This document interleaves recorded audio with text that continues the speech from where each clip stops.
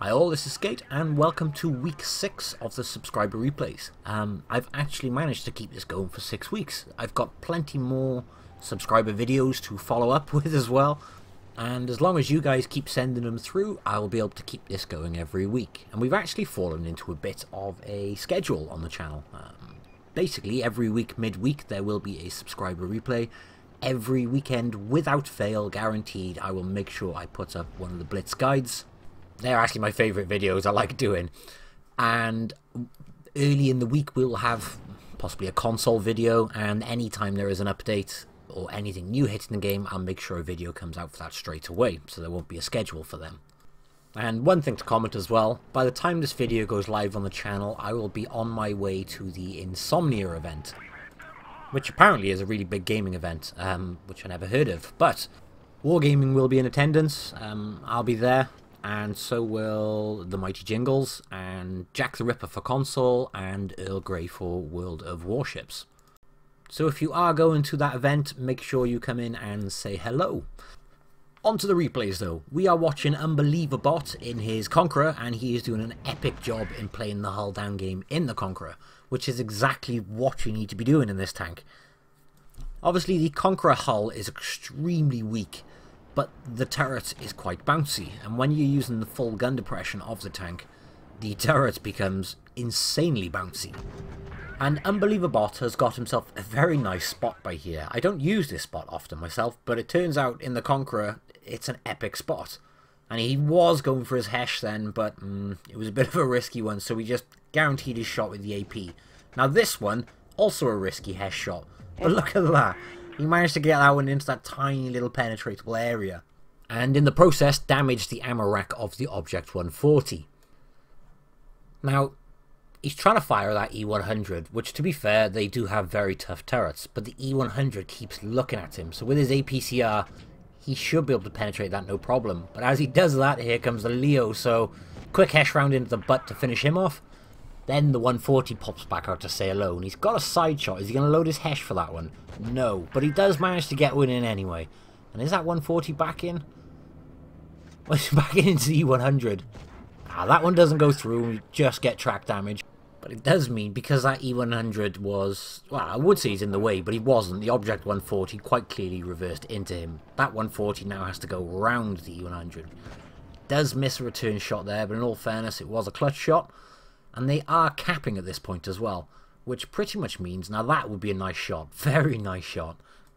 But he needs to deal with this E100 and this 140 very, very quickly to allow him to get round and help reset that cap. And again, another very nice shot into the side of the cupola on that 140. Ah, damn, there's a Death Star by there, so he does need to be careful, because the last thing you want to do is be shot by a Death Star, especially with their pen values. Yeah. And the Death Star does get one in response. Over 300 pen on the Death Star, so it doesn't really matter what sort of turret you've got. There's a good chance that thing is going to penetrate you. And after having half his health shaved off, he is going to make a break for us. And that is the other nice thing, is the Conqueror may not have great armor, but for a heavy tank, it is very, very mobile. And it's just, I mentioned this in the FV215B guide, which I did previously. It is all about the gun on these tanks, the Conqueror and the FV215B. The gun is just phenomenal. The accuracy on it, the reload, the Hesh. I just love the gun on this thing. And although he went around the map, he still managed to deal with and finish off that Object 140. And he knows that Death Star is over there, so he is not taking any risks popping out in front of it again. Instead, he remembers that the E100 was going around that way, so he is paying very close attention to what is happening on his left-hand side, just to be on the safe side. So, I like seeing things like that in replays, because it pretty much very clearly shows that someone has good situational awareness. And to be honest, good situational awareness is one of those things that will keep you alive. You can see he's constantly looking on his left, and a lot of people don't do this. But it really can make the difference between staying alive or not. There is the E100, and there is the Death Star. So he knows the only thing directly in front of him is the Jagdtiger, and he needs to be careful about what is on his left-hand side. So he is backing up round the buildings to cover his own back, and he's actually going in the cap, and I think the reason he's going in the cap is to pretty much do exactly what he's doing here. drawing them out and to get them to stick over the edge to get shots into them. And again, this is something I personally don't see often when I'm even in a game with people watching. I like to stay in the game after I die and just watch what people are doing. It can be quite fun. Sometimes you want to pull your hair out, I will agree. But other times it's very fun to watch. But what he's pretty much doing here is trying to bait those last few tanks to stick out over the corner, which gives him the advantage of being pre-aimed. And in the location he is in at the moment, he has a building, a Jaegeru, and that was a close one, because if that Death Star managed to get that shot off, he'd be dead. But he did manage to get the shot in first, which again is another really nice part about the Conqueror. The accuracy is just fantastic. So we can see the E100 on the minimap. What we can't see at the moment is the Jagdtiger. So he's going to try and see if he can stick his face around here and see if he can see the Jagdtiger. Because the reality is in theory, what they should be doing is trying to push him in the base at the moment. And the E100 has just taken out his friendly Waffle. So it is a 2-on-2 again. And he is very close to capping. So really, they do need to be coming down here to try and deal with him.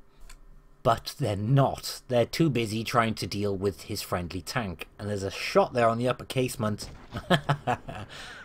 That was a nice shot. And again, this is what the Conqueror is all about. Pulling off shots that other heavy tanks really can't do. And now the E100's come down after him. The E100 shoots his track though. And obviously the track absorbed it, so he didn't do any damage to him.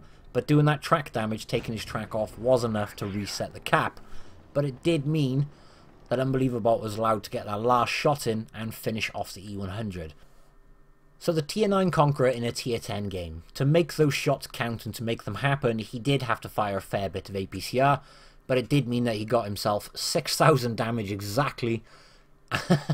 I love seeing exact figures. But he did make a loss of 10,000 credits. To be honest though, in a tier 10 game doing 6,000 damage in a Conqueror, it's well worth the loss in credits in my book. So Unbelievable, thank you very much for sending that one through. The next replay is from That One Bounced. And being as I like to pair up replays, I had a Conqueror replay and I had an FV215B replay in my inbox. So, they seemed like a suitable pair to put together for obvious reasons. Same gun, virtually the same turret, slight differences, and they both play very similar. Now, truth be told, I prefer the playstyle of the Conqueror. Although they play similar, I find the Conqueror better, purely because of its gun depression. I think is better and more useful than having the gun depression you have on this with a rear turret. Obviously, as I mentioned in my guide previously as well, this thing doesn't have the greatest of side armor, so it's not your conventional rear turreted side-scraping monster like you'd expect from something like a Mouse or a VK. What makes the FV215B magical, though, is the gun. The rate of fire, the DPM, it's fantastic, and look at the shots he's pulling off.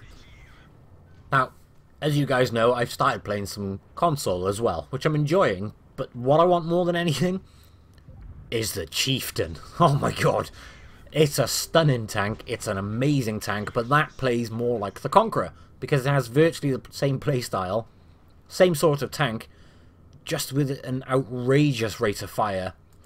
And when you're using that gun depression, the turret is... It's just to die for. It's the only word I can use. Now, in this replay, he has been flanked by the mediums now. And he was, or is, helping with the T62A here. And he's helping his friendly Waffle. But the T62A is only a one shot to him now. If he turned and took the shot on, hopefully he could have taken out the T62. I think his friendly Waffle would have died, but now he has two medium tanks to try and contend with. As with if he went for the shot rather than go for the pattern, yeah, he still would have taken a return shot from the pattern, but in theory he would have taken him out quicker. Thankfully though, it doesn't matter. The T62A is buggered off and was hiding by the rock, and the pattern's going around and putting himself at the same position pretty much as the T62A.